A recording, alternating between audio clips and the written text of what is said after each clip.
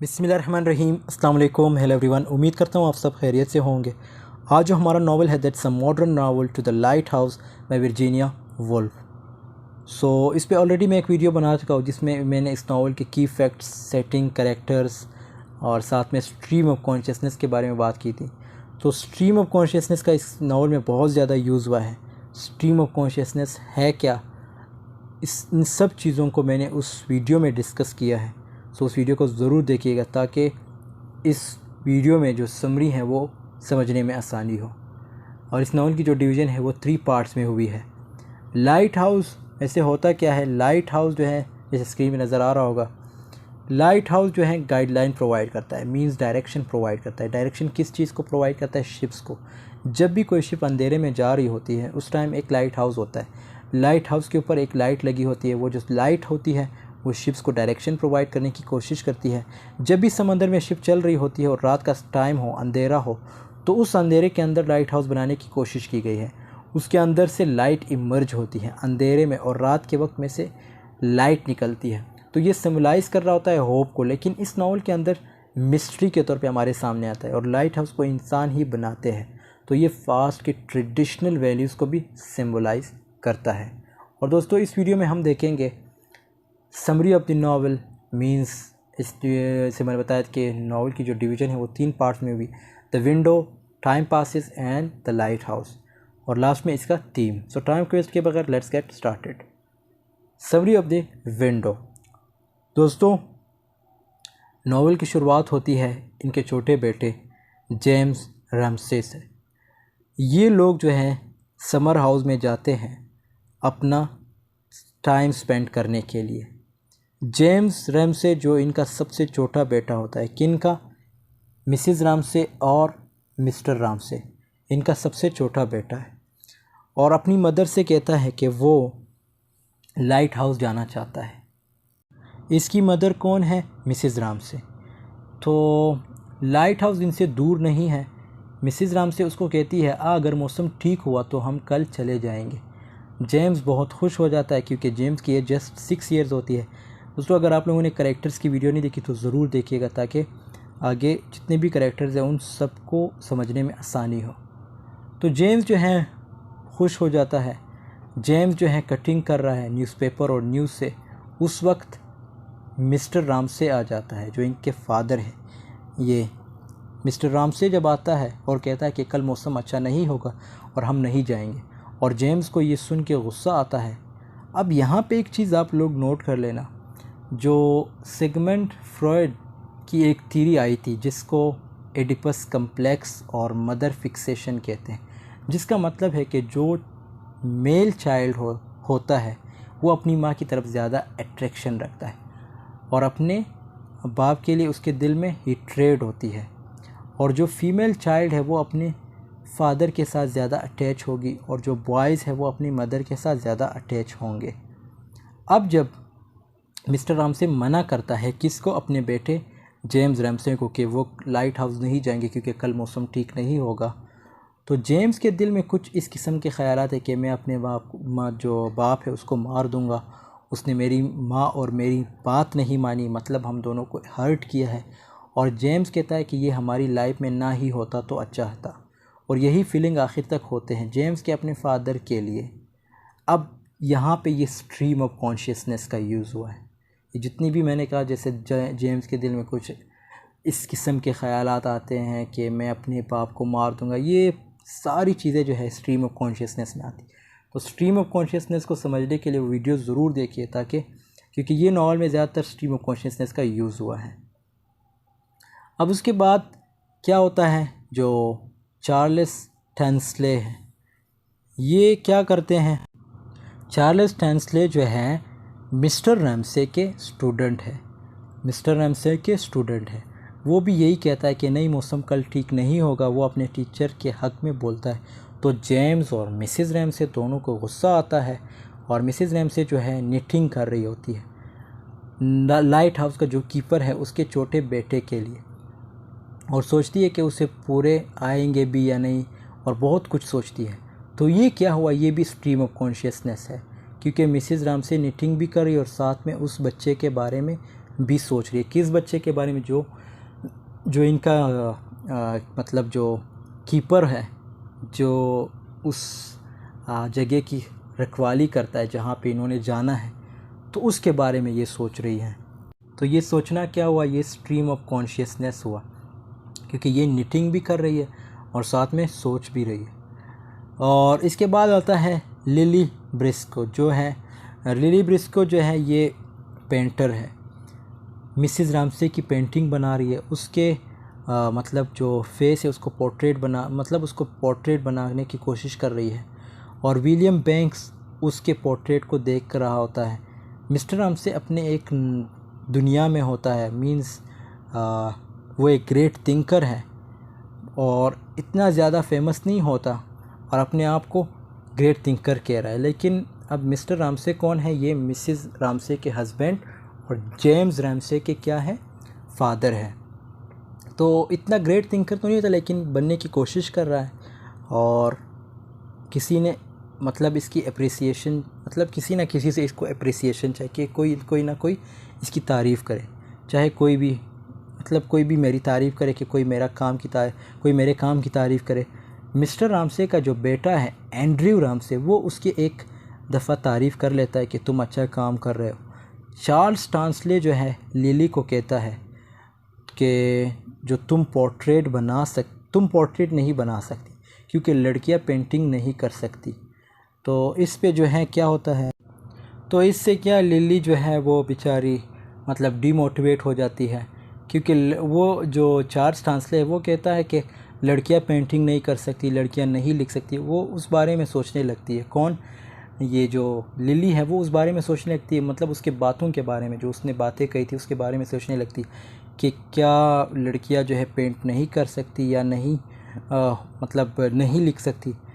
इससे फिर गलतियां होती है, उससे अपने ही बनाई हुई चीज़ पे कन्फ्यूजन होता है। मीन्स उसे मतलब उसे जो है परेशान करता है। कौन? ये जो चार्ल्स टांसले है। अब यहाँ पे क्या होता है? यहाँ पे हमें सिम्बलाइजेशन मिलती है। Women struggle in patriarchal society against gender convention. Women can not paint और write. The process of Lily's painting throughout the novel can be seen as not only a symbol of the artistic dilemma faced by the modern artist but especially of a female artist। तो ये एक coat है जो मैंने उर्दू में explain किया, लेकिन आप इंग्लिश में भी मैंने बता दिया। अब इसके बाद इसमें पॉल रॉले और मिंटो डॉले, ये दोनों का ज़िक्र आता है। ये इनका प्रपोज़ल आ जाता है। उसके बाद अगस्टस कार्माइकल का सीन आ जाता है, जो कि एक अनहैप्पी पोइट होता है और ये क्वीन पीकर मीन्स जो है पोइट्री करता है। अपने बचपन इसने गुर्बत में गुजारी है और माजी में जो कुछ हुआ था उसकी वजह से अपने आप को कॉन्फिडेंट फील नहीं करता। Reminder that death is always at hand symbolizes transient nature of art and life. Mrs Ramsay's understanding nature and enduring power to suffer for others as she wraps it out with her shawl। और Mrs Ramsay हर किसी से अच्छे तरीके से मिलती है, क्योंकि ये जो है ग्रेट वुमेन है और हर किसी से अच्छी तरीके से मिलती है। जो चार्ल्स टांसले ने जेम्स को जितना भी हर्ट किया, लेकिन मिसिज़ रामसे ने उसके साथ बुरा सलूक नहीं किया। अब चार्ल्स टांसले ने कब इसको हर्ट किया था? जब इसके फादर ने कहा कि हम जो हैं सुबह मौसम ठीक नहीं होगा, हम नहीं जा पाएंगे लाइट हाउस देखने। तो उस वक्त जो चार्ल्स टांसले हैं ये ओबियसली इसके फादर के स्टूडेंट है, तो ये भी अपने मतलब उस्ताद के हक़ में बोला कि वाकई कल मौसम ठीक नहीं होगा, हम नहीं जा पाएंगे। तो मिसिज़ रामसे का अंदाज़ा आप यहाँ से भी लगा। मिसिज़ रामसे फिर भी इसे कुछ नहीं कहती, इसे उसी तरह प्यार से मिलती है। उसके बाद अब एंड्रयू रामसे और नैन्सी रामसे, ये दोनों जो हैं पॉल रॉले और मिंटो डॉले के साथ वॉक के लिए जाते हैं बीच पे, और वहाँ पे पॉल जो है प्रपोज़ करता है मिंटो को। अब क्या होता है, इवनिंग टाइम उन्होंने डिनर करना होता है और जो मिसिज़ रामसे उन्होंने 15 गेस्ट्स को इनवाइट किया होता है। इस इनविटेशन में अगस्टस कार्माइकल भी होते हैं। अगस्टस इनके फैमिली का फ्रेंड है और पोइट भी है। अब अगस्टस जो है सूप की डिमांड बार बार करता है, तो इसकी इस हरकत पर मिस्टर रामसे को गुस्सा आ जाता है और मिसिज़ रामसे ये होप करती है कि कुछ अच्छा हो जाए। और मिसिज़ रामसे चाहती हैं कि विलियम बैंक्स, जिसको उन्होंने डिनर पे इनवाइट किया होता है, उसकी सेटिंग जो है लिली के साथ हो जाए। अब डिनर जो है ओवर हो जाता है। मिसिज़ रामसे और मिस्टर रामसे इकट्ठे बैठे होते हैं, मतलब दोनों एक साथ बैठे होते हैं, और मिसिज़ रामसे अपने हस्बैंड से कुछ कहना चाहती है, मतलब that she finds him that she is unable to say to her husband that she loves him। वो कहना ये चाहती कि उससे इतने ज़्यादा मतलब प्यार करती है लेकिन एक्सप्रेस नहीं कर पाती। और इस तरह अब क्या होता है, अब इनके घर जो गेस्ट भी होते हैं वो मिस्टर राम से ये एक्सपेक्ट कर रहा होता है कि उसकी वाइफ ये एक्सेप्ट कर ले कि वो इससे प्यार करती है। ये मिस्टर राम से वो भी ये सोच रहा होता है कि इसकी वाइफ ये एक्सेप्ट कर ले, मतलब मिसेज़ राम से एक्सेप्ट कर ले कि वो इससे प्यार करती है बहुत ज़्यादा। लेकिन मिसेज़ राम से कहती है कि जो मौसम है सुबह अच्छा नहीं होने वाला, तुम ठीक कह रहे थे, अब सारे गेस्ट चले जाएंगे। तो यहाँ पे जो है द विंडो जो पार्ट है उसकी एंडिंग हो जाती है। So I hope the window part की आप लोगों को समझ आई होगी। अब बढ़ते हैं टाइम पासिस की तरफ। टाइम पासिस जो है ये नेक्स्ट पार्ट है नावल का। 10 साल गुजर चुके हैं, वर्ल्ड वार 1 भी हो चुकी है, वो भी ख़त्म हो चुकी है, और मिसेज़ रामसे की भी डेथ हो गई है, और इसके बड़े बेटे एंड्रयू, उसकी भी जो है डेथ हो गई है, मतलब वो भी एक वॉर में मारा जा चुका है। और इस तरह जो प्रो रामसे जो मिसेज़ रामसे की बड़ी बेटी, इसकी भी जो है ड्यूरिंग डिलीवरी जो है डेथ हो जाती है।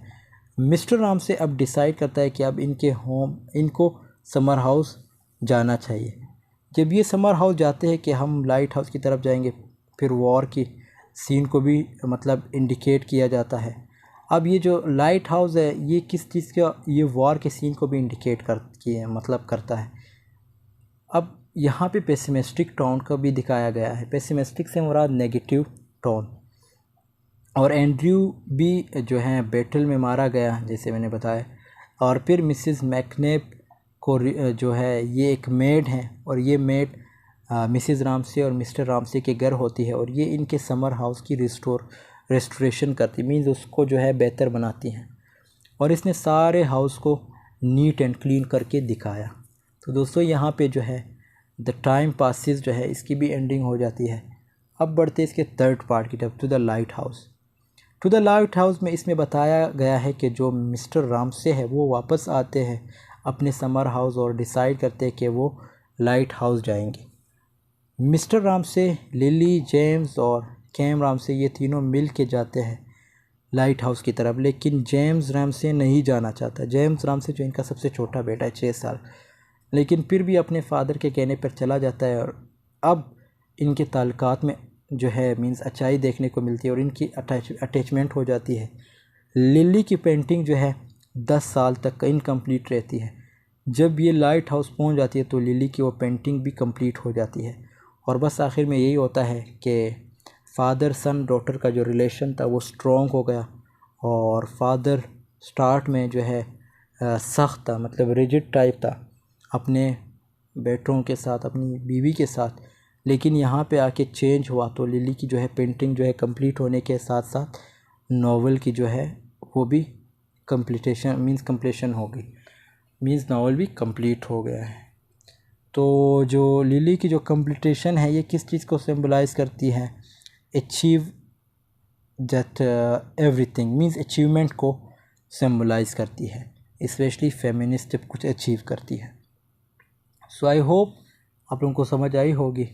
अब इसके अगर थीम की बात करें तो सबसे पहला थीम है हमारे पास ये है मैरिज का, और perception, memory, passing of time, the transience of life and work, art as a means of preservation, the subjective nature of reality and the restorative effects of beauty, the meaning of life and nature of interior life.